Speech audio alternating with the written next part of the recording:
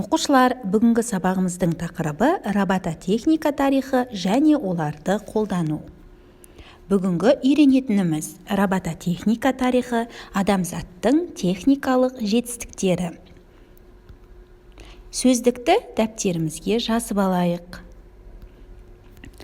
Оқушылар, робототехника автоматтандырылған техникалық жүйелерді және олардың жетістігін зерттейтін ғылым болып табылады. Робототехника тарихына назар аударайық. Робототехника сөзі ең бірінші рет Айзек Азимовтың 1941 жылы жарық көрген ғылыми фантастикалық «Жалғаншы» атты әңгімесінде қолданылған. Робототехника сөзінің негізін қалайтын робот сөзін 1920 жылы Карл Чапек деген чехиялық жазушы алғаш болып ойлап табып, өзінің 1921 жылы қойылып, көрермендердің ілтипатына ие болған ғылыми фантастикалық «Росумские универсальные роботы» атты пьесасында қолданылған. 1942 жылы Айзек Азимов робототехниканың 3 заңын ойлап табады.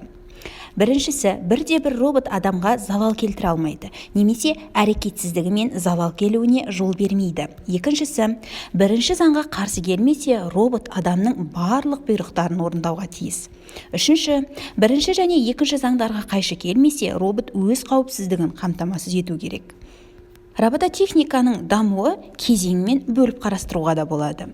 Алғаш рет осыдан 350 жыл бұрын алғашқы механикалық көгершін пайда болған. Ол көгершінді ежелгі грек математигі Архит құрастырған. Адам тәрізді роботтар 1770 жылы алғашқы механикалық адам жасалынған. Ол бала отырады, жазу жазады және де басын изеп түсінгендей қимыл көрсетеді. 1948 жылы Норберт Винер тәжірибелік робототехниканың негізін құрайтын кибернетиканың қағидаларына тұжырымдай отырып, толығымен автономды роботтарды шығара бастады. Толығымен автономды роботтар 20 ғасырдың екінші жартысында ғана пайда болды. Сандық басқаруы бар бағдарламанған робот Юнимейт деп аталынды. Ол робот ыстық темір бөлшектерін балқыту машинасына көтеріп жинауға арналған. Автоматтандырылған машиналар, басқа сөзбен айтқанда, роботтар адамдардың орнына қауіпті жерлерде немесе зауыттағы құрастыру үдерістерінде жұмыс істей алады.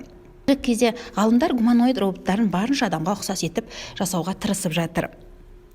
Роботтардың әр даму кезеңі адамзаттың техникадағы жетістіктерінің бірі болып табылады. Тапсырма: дұрыс жауабын ұяшыққа орналастыр. Сабағымыз аяқталды, сау болыңыздар.